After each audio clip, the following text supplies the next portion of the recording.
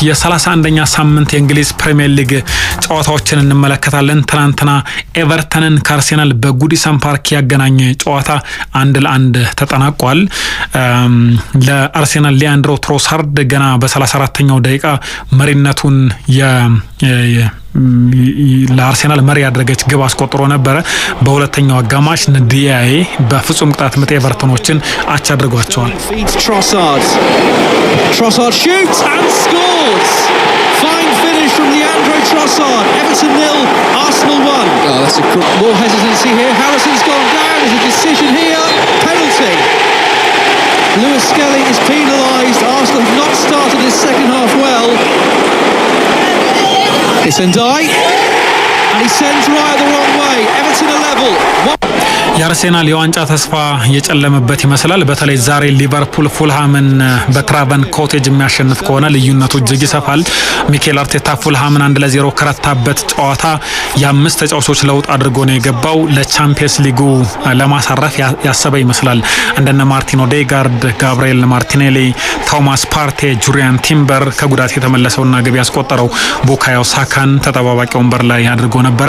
ፊት ላይ ስተርሊንግ፣ ትሮሳርድና ንዋኔሪ ነበሩ ያሉት። መሀል ላይ በ9 ቁጥር ሲጠቀምበት የነበረው ሜሪኖን ከጆርጂኒዮና ራይስ ጋር አጣምሮት ነው የገባው። ተከላካዩ ቦታ ላይም እንደዚሁ መሳሳት ገጥሞታል። ምክንያቱም የፕሪሚየር ሊጉ ምርጡ ጥምረት የዊሊያም ሳሊባና የጋብሪኤል ማጋሌሽ እንደነበር እናስታውሳለን። ጋብሪኤል ማጋሌሽ በመጎዳቱ ምክንያት እስከ ውድድር ዓመቱ መጨረሻ ድረስ ወደ ሜዳ እንደማይመለስ ታውቋል። ይሄ ለአርሴናል ፍጹም እድለኛ ያደርገውም። ምክንያቱም በፕሪሚየር ሊጉ ዝቅተኛ ግብ የተቆጠረበት አርሴናል ነው። 26 ግቦች ናቸው የተቆጠሩበት።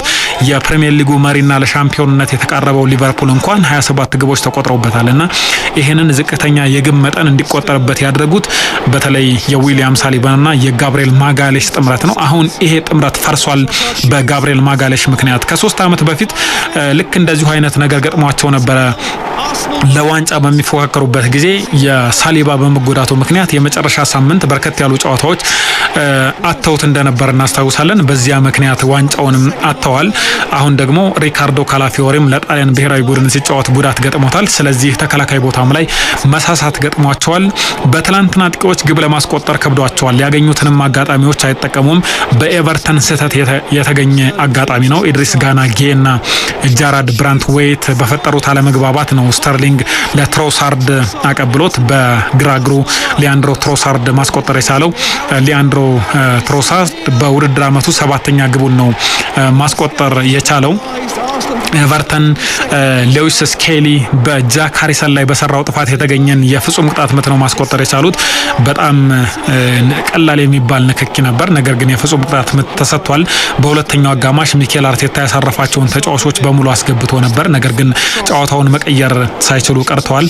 አርቴታ በዚህ ጨዋታ ባሳረፋቸው ተጫዋቾች ምክንያት ሊተች ይገባዋል ወይስ አይገባውም የሚሉ ክርክሮች እየተነሱ ነው የሚገኙት። ምክንያቱም የፕሪሚየር ሊግ ዋንጫ የማንሳት እድሉ እጅግ የጠበበ ስለሆነ ብቸኛ የዋንጫ ተስፋቸው የአውሮፓ ቻምፒየንስ ሊግ ነው።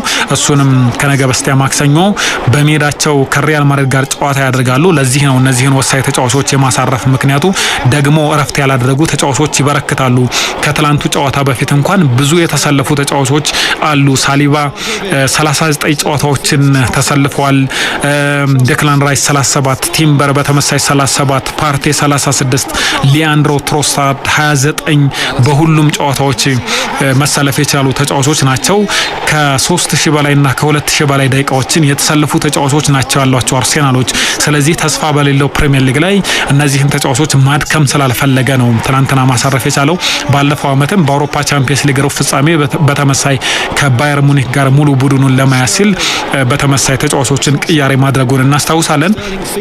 ለማክሰኛው የማድሪድ ጨዋታ ከሳሊባ ጋር ማን ይጣመራል የሚለው አሁንም በጉጉት ይጠበቃል። ትናንትና ኪቢዮር ነው መሀል ተከላካይ ላይ የነበረው፣ ግን ቤን ዋይትን ወይም ደግሞ ጁሪያን ቲምበርን ሊጠቀም ይችላል። ዋይት ከህዳር በኋላ ለመጀመሪያ ጊዜ ነው በፕሪሚየር ሊጉ ቋሚ ሆኖ የተሰለፈው። ምባፔ፣ ቪኒ ጁኒየርና ሮድሪጎን ለማቆም የሚመጥን አሰላለፍ ይመርጣል ተብሎ ነው የሚጠበቀው። አርቴታ በውጤቱ መከፋቱን ተናግሯል። በጣም ቀጥተኛና ከላዊ ጨዋታ የበዛበት ከባድ ጨዋታ ነበረ። ጨዋታውን ተቆጣጥረናል፣ እድሎችን ፈጥረናል፣ ግን በሁለተኛው አጋማሽ ጅማሮ ደካሞች ነበርን ብሏል። ስለ ፍጹም ቅጣት ቅጣት ምቱ የተሳሳተ ውሳኔ ነው፣ በፍጹም አያሰጥም ነበር ብሏል። 15 ጊዜ ደጋግሜያቸዋለሁኝ፣ እርግጠኛ ነኝ ፍጹም ቅጣት ምት አያሰጥም ብሏል። ትንሽ መነጋገሪያ ነበር ይሄ ፍጹም ቅጣት ምት። ጨዋታውም ሳይጠናቀቅ ነው ደቂቃው ሳይጠናቀቅ ዳኛው ፊሽካ ያሰሙት 10 ሰከንዶች ሲቀሩት ነበረ ፊሽካቸውን ያሰሙት። ዴቪድ ሞይስ ደግሞ አንድም ጊዜ ጨዋታው ይሄንን የፍጹም ቅጣት ምት የተሰጠበትን አጋጣሚ ደግሜ ያልተመለከትኩትም ብለዋል። ሊቨርፑል ዛሬ ካሸነፈ ልዩነቱ ወደ 14 ከፍ ይላል። እድለኞች አይደሉም አርሴናሎች፣ እንዳልኳችሁ በርከት ያሉ ተጫዋቾች ተጎድተውባቸው ይሄንን የዋንጫ ፉክክር ለመራቅ ግድ የሚላቸው ይመስላል። በሌላ ጨዋታ ትላንትና አስቶን ቪላ ከኖቲንግሃም ፎረስት ያደረጉት ጨዋታ በአስቶን ቪላ 2-1 አሸናፊነት ተጠናቋል። በጣም ቆንጆ ጨዋታ ነበር የተመለከትነው። አስቶን ቪላ በሞርጋን ሮጀርስ እና ዶኒኤል ማለን የ13ኛና 15ኛ ደቂቃ ግቦች መራ። ኖቲንግሃም ፎረስት ሁለተኛው አጋማሽ ላይ በርካታ ሙከራዎችን አድርጎ በጆታ ሲልቫ አንድ ግብ ወደ ጨዋታው የተጠጋበትን አጋጣሚ ፈጥሮ ነበር። And Rodgers takes the chance and Villa have the lead. Villa won. Here is Martin now, he's gone one way then the other, he's into the penalty box now, ball comes in, oh yes! Daniel Marlin! Villa Park erupts and Aston Villa are all over Nottingham Forest.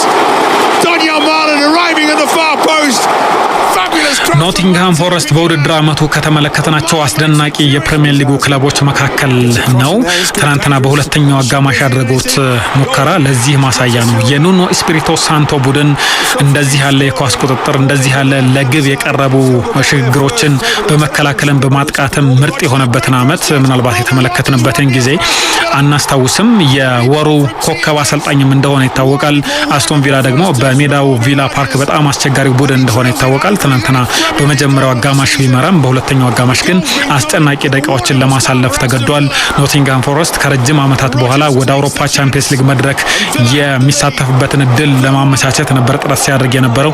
አሁንም እድሎች አሉት። አስቶን ቪላም ከአውሮፓ መድረክ ላለመራቅ የሚያደርግ ነው ጨዋታዎቹን በሙሉ።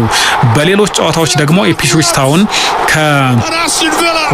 ከወልቭስ ያደረጉት ጨዋታ በወልቭስ 2-1 አሸናፊነት ተጠናቋል። ለወልቭስ ፓብሎ ሳራቢያና ላርሰን ናቸው ግቦቹን ማስቆጠር የቻሉት። ሊያም ደላፕ ኢፕስዊች ታውኖችን መሪ አድርጎ ነበር በ16ኛው ደቂቃ።